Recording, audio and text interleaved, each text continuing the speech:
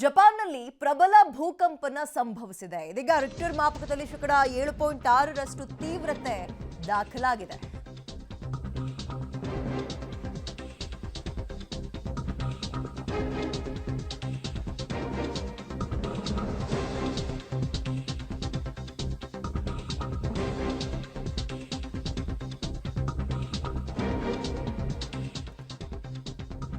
ಇದೀಗ ಒಂದು ಕಡೆ ಭೂಕಂಪನದ ಬೆನ್ನಲ್ಲೇ ಸುನಾಮಿ ಎಚ್ಚರಿಕೆಯನ್ನು ಕೂಡ ಜಪಾನ್ ಸರ್ಕಾರ ಕೊಟ್ಟಿದೆ. ಹಾಗಾಗಿ ಸುರಕ್ಷಿತ ತಾಣಗಳಿಗೆ ಹೋಗಬೇಕು ಅಂತ ಎಚ್ಚರಿಕೆ ಕೊಡ್ತಾ ಇದ್ದಂತೆ ಜನ ಓಡ್ತಾ ಇದ್ದಾರೆ ಸೇಫ್ ಝೋನ್ಗೆ.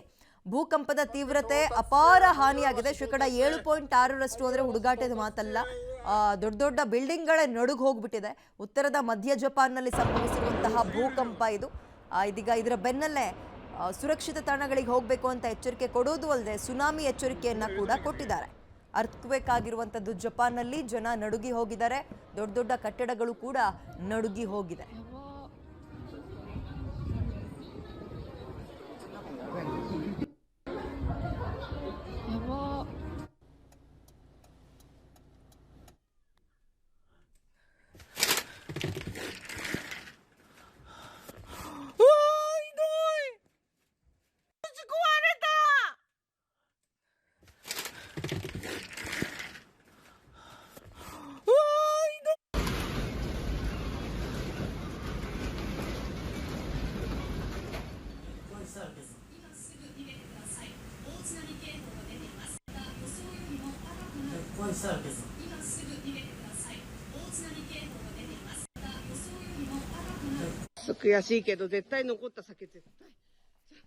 ಜಪಾನ್ನಲ್ಲಿ ಪ್ರಬಲ ಭೂಕಂಪ ಸಂಭವಿಸಿದ್ದು ಶೇಕಡ 7.6ರಷ್ಟು ತೀವ್ರತೆ ದಾಖಲಾಗಿದೆ ರಿಕ್ಟರ್ ಮಾಪಕದಲ್ಲಿ. ಈ ಬೆನ್ನಲ್ಲೇ ಬರೀ ಭೂಕಂಪ ಮಾತ್ರ ಅಲ್ಲ, ಸುನಾಮಿಯ ಎಚ್ಚರಿಕೆಯನ್ನು ಕೂಡ ಜಪಾನ್ ಸರ್ಕಾರ ಕೊಟ್ಟಿದೆ.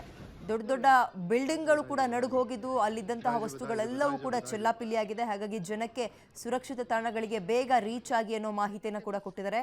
ಬರೀ ಭೂಕಂಪನದ ಕಾರಣದಿಂದ ಆಗಲ್ಲ, ಸುನಾಮಿಯ ಎಚ್ಚರಿಕೆ ಕೂಡ ಇರೋದ್ರಿಂದ ಜನ ಕೂಡ ಈಗ ಸುರಕ್ಷಿತ ತಾಣಗಳತ್ತ ಓಡಿ ತಮ್ಮ ಜೀವವನ್ನು ಉಳಿಸ್ಕೊಳ್ಳೋಕೆ ಪ್ರಯತ್ನ ಪಡ್ತಾ ಇದ್ದಾರೆ. ಉತ್ತರದ ಮಧ್ಯ ಜಪಾನ್ನಲ್ಲಾಗಿರುವಂತಹ ಭೂಕಂಪ ಇದು. ಈ ಭೂಕಂಪನ ಸುಮಾರು ರಿಕ್ಟರ್ ಮಾಪಕದಲ್ಲಿ 7.6ರಷ್ಟು ತೀವ್ರತೆಯಲ್ಲಿ ದಾಖಲಾಗಿದೆ.